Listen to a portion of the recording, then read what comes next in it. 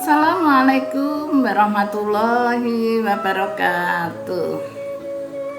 Bismillahirrahmanirrahim. Alhamdulillahilladzi arsala rasulahu bil huda wa dinil haq liyudhhirahu 'ala dini kullih wa kafa billahi syahida. Asyhadu alla ilaha illallah wahdahu la syarikalah wa asyhadu anna Muhammadan abduhu wa rasuluh. Rabbis shrahli sadri wa yassirli amri wahlul 'uqdatam min lisani yafqahu qawli. Alhamdulillah para jamaah yang berbahagia yang insya Allah mendapatkan ampunan dari Allah, mendapatkan barokah dari Allah. Pada saat ini kita berjumpa lagi dan saya akan menyampaikan masalah pentingnya bertabayun. Tabayun kalau menurut bahasa adalah mencari keterangan terhadap informasi sehingga sesuatu informasi tadi adalah jelas kebenarannya. Kalau menurut istilah tabayun adalah meneliti, mencermati, memilah informasi sehingga jelas kedudukannya atau jelas isinya sehingga kita tidak tergesa-gesa ketika kita memutuskan, baik itu yang menyangkut masalah hukum, masalah kebijakan, atau mungkin kita mengambil sikap. Allah Subhanahu wa taala berfirman di dalam Al-Qur'an surat Al-Hujurat ayat 6, ya ayyuhalladzina amanu in ja'akum fasiqun binaba'in fatabayyanu. Wahai orang yang beriman, apabila datang orang fasik dengan berita, maka hendaknya kamu bertabayun untuk ngecek kebenaran, cek and recheck, untuk mengkonfirmasi kebenaran tersebut, kebenaran berita yang dibawa maupun sumber berita yang diberitakan. Nah, itu mengajarkan kepada kita supaya kita teliti. Meskipun asbabun nuzul dari ayat tersebut adalah pada waktu itu Rasulullah Shallallahu Alaihi Wasallam mengutus salah seorang sahabatnya ke Bani Mustalik yang untuk mengecek kebenarannya apakah dia memusuhi atau tidak. Nah, ketika itu tiba-tiba ada orang yang berlari menuju menyambutnya, maksudnya adalah menyambut, tetapi oleh pihak sahabat itu dikira adalah musuh, sehingga akhirnya turun ayat ini. Sebetulnya kalau dalam Islam itu mengajarkan kepada kita untuk teliti, untuk mencermati sesuatu informasi, itu adalah sesuatu yang bentuk memberikan pembelajaran kepada kita, bentuk kehati-hatian. Apalagi ketika kita akan men-share atau menyampaikan kepada orang lain, mengajak kepada orang lain, itu harus hati-hati betul. Karena kita mengikuti sesuatu informasi yang sebetulnya itu belum tentu benar, maka kalau sampai itu kita lakukan, kita pun juga melakukan kesalahan.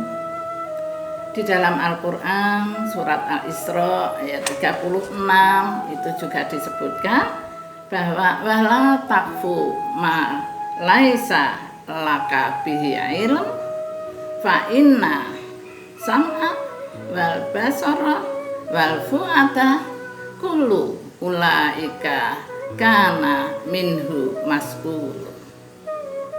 Janganlah kamu mengikuti sesuatu yang kamu belum tahu di dalamnya bahwa itu sebetulnya adalah benar. Nah, sebetulnya atau sesungguhnya pendengaran, penglihatan, dan juga fuad, hati nurani kita, itu semuanya nanti akan dipertanggungjawabkan di hari akhir. Bentuk pembelajaran kehati-hatian ini kita juga diingatkan oleh Rasulullah Shallallahu Alaihi Wasallam bahwa ata'ani itu adalah ata'ani itu minallah. Kehati-hatian itu dari Allah. Wal ajalatu minasyaiton. Dan ketergesaan itu adalah dari setan. Oleh karena itu, maka jangan sampai kita menerima berita yang sumber yang diberitakan atau mungkin orang yang diberitakan itu belum tentu melakukan kesalahan.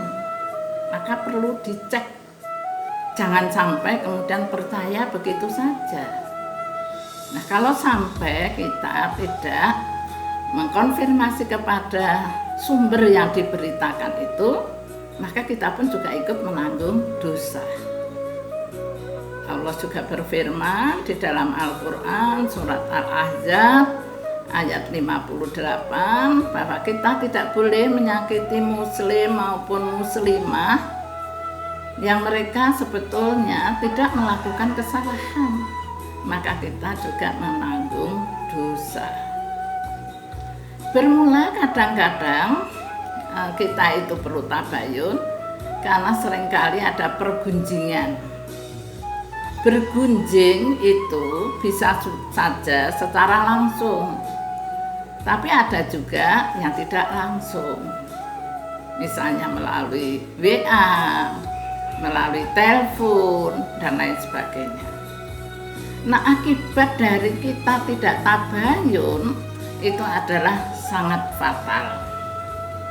Karena kalau kita tidak bertabayun, maka sumber yang diberitakan itu yang kadang-kadang belum tentu benar, yang timbul fitnah.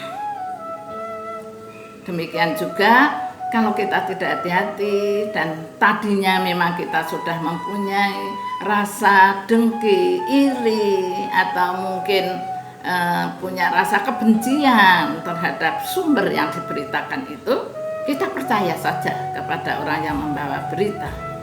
Nah, itu menjadi sumber fitnah yang kadang-kadang dari telepon, dari WA itu bisa saja dikemas oleh yang membawa berita sekendak hati dari yang membawa berita tersebut. Kemudian kita yang mendengar misalnya karena memang sudah di dasar hatinya itu ada rasa kebencian, maka kemudian dia percaya begitu saja. Nah, ini akan dimanfaatkan oleh yang membawa berita.